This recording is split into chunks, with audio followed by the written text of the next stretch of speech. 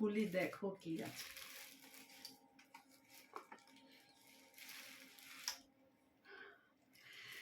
Strawberry, কি ভালো লাগছে না দেখতে। ফার্স্ট টাইম অমিতাভ এনেছে, বললো দেখি তো। খেয়েছি বাইরে, বাড়িতে কখনো আনা হয়নি, আমরা খেয়েছি কিন্তু বাড়িতে আজকে ফার্স্ট টাইম অমিতাভ এনেছে। জাস্ট এনেছে আর তোমাদের সাথে শেয়ার করলাম। খুলে কিভাবে জানি।